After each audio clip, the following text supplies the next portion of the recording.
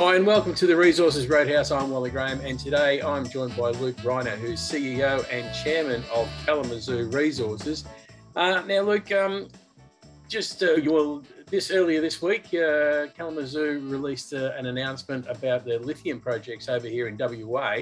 You've got the Doms Hill project and you've got the Marble Bar project as well, and they're both pretty much in the same neighbourhood, but there's been a bit of action at both those projects of late. So can you just fill us in what's been happening? Yeah, of course, Wally, and look, thanks for having us. Yeah, look, we've had a bit of a free kick with our lithium projects in the Pilbara. As you probably know, our main focus has been in Victoria and also in WA at the Ashburton, but we've also had a number of projects in the Pilbara, which we've had for quite a while actually, and we've been focusing on gold and base metals exploration there.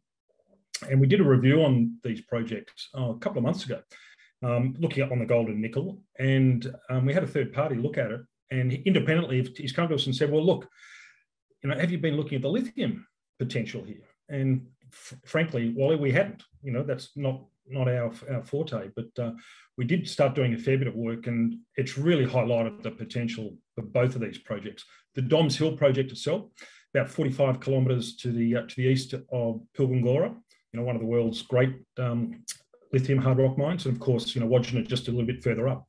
And what's really interesting is it's in the same geological setting. It's on this greenstone granite contact, and we've got about 25 k's of strike. So what we did, went back, had a look at the old historical records, but more importantly, looked at some of the soil sampling that we'd undertaken ourselves historically, and believe it or not, it had never been assayed for lithium. So we've gone back, we've looked at it, and then put it subject to a portable XRF by way of a proxy, looking at lithium multi-elements, and it's come up really interesting. And so we think we've got a great opportunity here.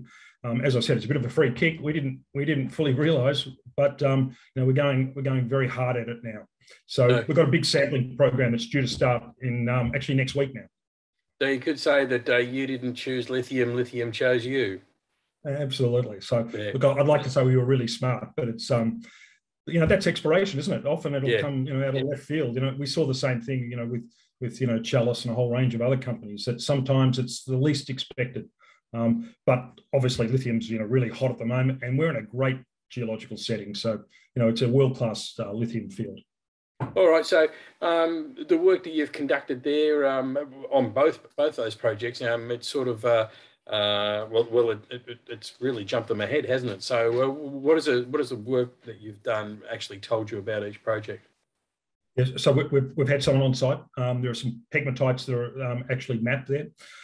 So what our next step is to do a project-wide soil sampling program, specifically looking at lithium. That's going to be about 4,500 samples.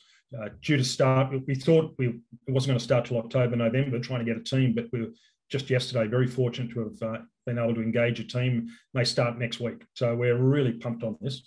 And that'll be across the Doms Hill project. But the Marble Bar one's interesting too. It's only about 10 or 15 k's to the southeast of Marble Bar. And it's just to the south of the Mulla tin and tantalum field. Mulla tin and tantalum field. And just to the north of that, of course, is you've got Global Lithium's Archer deposit, which has just been announced and released. So we're actually in a really good spot there. So we think that again's got a lot of potential. It's had a lot of historical work. So we'll probably push the soil sampling program down there as well. And the whole concept is, if we can follow up and we can get some good results there, we'll certainly be looking to drill, as quickly as we can. All right, well, we'll wait and see what happens there. That sounds pretty interesting at the moment. So also in WA, you've got your Ashburton Gold project, and you haven't been ignoring that while this has been happening. So there's been a bit of work happening down there as well. Absolutely, Wally. So we're into our second drill campaign there at the moment, about 12,000 metres drilling, and we're really liking what we're seeing. Unfortunately, like everyone at the moment, it's taking a lot of time and effort to get assays back from the labs. They're running 3-4 months late, but certainly we're liking what we're seeing in the rocks there. So that drill campaign will continue on. As I said, about a 12,000 metre RC program. That's a pretty big project. That's a 1.65 million ounce gold project resource. which, as you know, we bought from Northern Star last year. So, our aim is to see, can we push that past 2 million ounces? And in the meantime, we're doing scoping work and a lot of work on the met as well, the metallurgy, to see if, we can really push this project along. All right, well, that's over here. Itself, yeah, I was going to say, when Northern Star had it, they were going to, push the button on this project, 10 years ago. But, the gold price fell. And so now's the time for us to really see if we can, progress it further. All right, well, that's over here in WA. Back home in Victoria, where you're based, basically. You've also got quite a bit of action happening on different gold projects over there too. Can you just give us a quick synopsis of what's happening there? Yeah, so we've got controlled 100% of two major historical gold fields here in Victoria. Castlemaine, which is about 6 million ounces. South Muckleford produced about 2 million ounces. We're drilling at South Muckleford at the moment. Again, this is our second or third program in the last 12 months. Results, hopefully the assays will come through, over the next probably month or two, I think. That's a really exciting project. And probably just the last thing in regard to Victoria is that there's a land tender for some big exploration leases surrounding Fosterville. And it's well known, we've bid for 2 of those blocks, and we're just waiting for the government to make an announcement as to who's successful. So certainly a lot happening here in Victoria as well, Wally.